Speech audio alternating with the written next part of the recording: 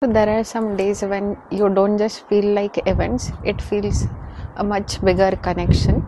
Hi guys, my name is Apurva and you're watching Quietly Curious Girl. So today we are heading out to Dublin City University uh, for an event that is Dr. Babasaheb Ambedkar Jayanti. Far away from home but yet feeling closer to my roots. So, growing up, we heard about Dr. Babasaheb Ambedkar in just textbooks as the architect of Indian Constitution, but somewhere you realize that he was much more than that. He was a voice for those who were unheard, the mind that questioned systems, and the person that believed education could change the destinies. Standing here today in a different country with a different people and with a different culture, it makes you think that his vision was really powerful, because equality, dignity, respect, these aren't just the ideas to one place, they belong everywhere. That's what today is about, not just remembering him but understanding him, not just celebrating his life but reflecting it in our own path.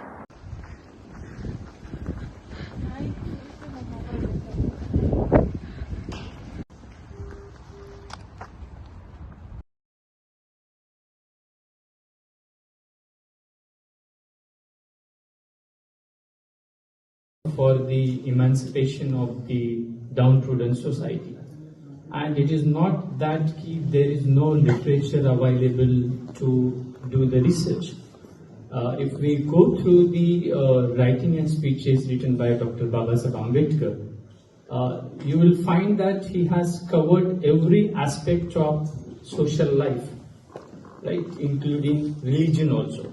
The visions was the concept of Bhim, an ideal society without sorrow, fear, discrimination, or injustice. In his vision, everyone lives with dignity, equality, and freedom.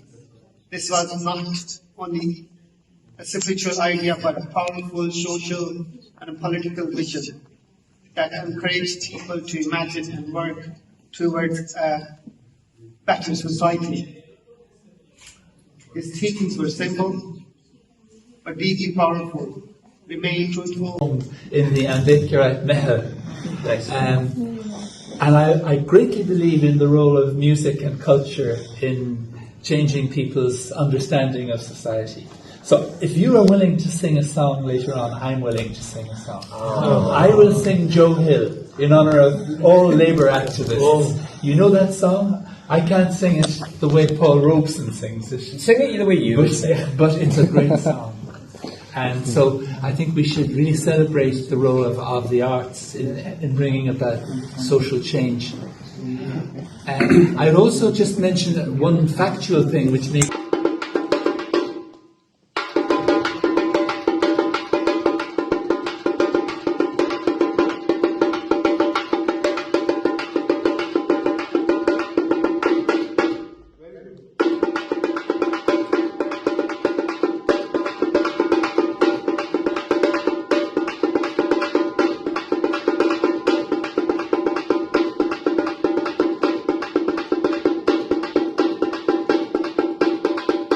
Other one is around religion and the concept of organized religion versus spirituality. So the music side is, you mentioned that music's often linked to like religious, like background in the past and history and stuff. Mm-hmm.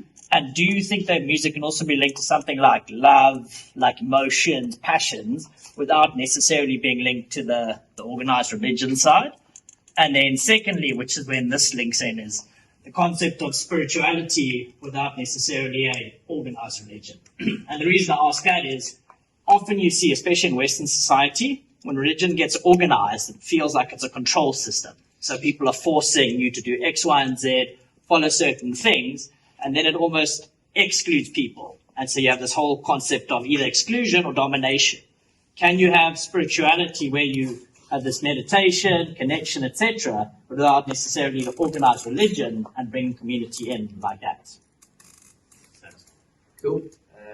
I was once at a music event where somebody asked, how many love songs between a man and a woman could you name? And there are millions of them, right? And then the same person asked, how many love songs are there that are platonic? I love my friends, I love my dog, I love my house, whatever. And people really struggle to come up with as many songs. And you think everybody has friends that they love, everyone has things that they love.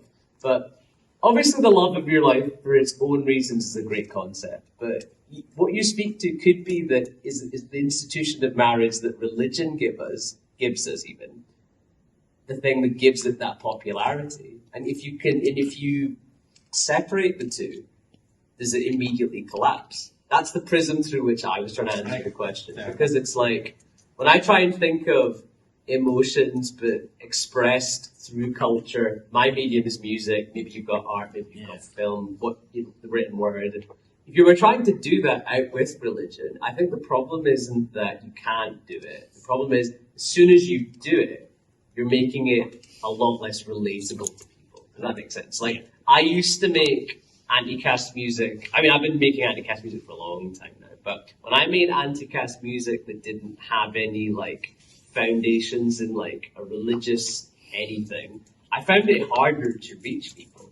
Because the music I'm going to play later, it's got its foundations in, like, quite casteist religions, but that internal friction is what gives my music emotion.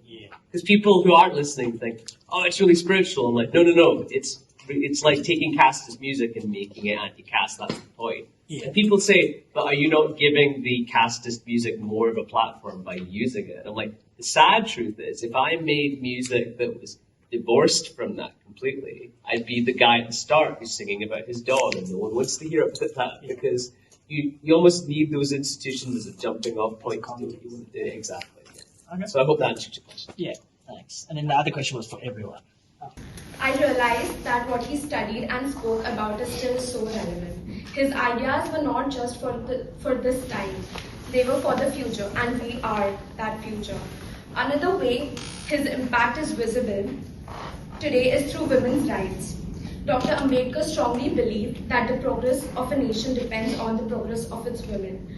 As a woman standing here today, educated, independent, and with the freedom to make my own choices, I know that this is not just my achievement, it is a result of the foundation he built. But his vision was not just about giving rights, it was about encouraging us to use them.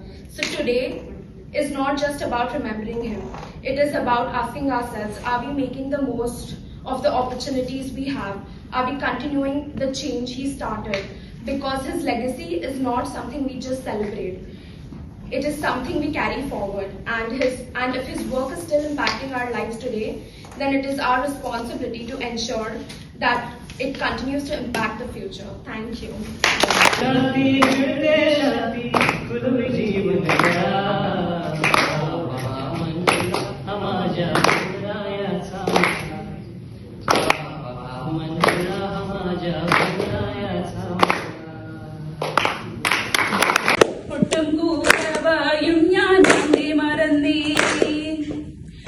എന്നിട്ടും പാടാതിരിക്കാൻ കയ്യടിതേ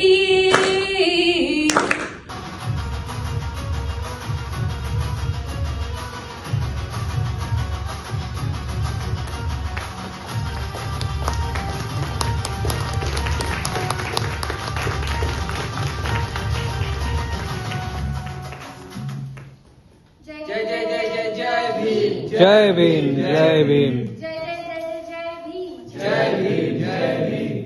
Share and subscribe my channel for more such updates and more such videos. I will be sharing more cultural videos with all of you, because I want to explore all the cultures here in Ireland and share those with you as well.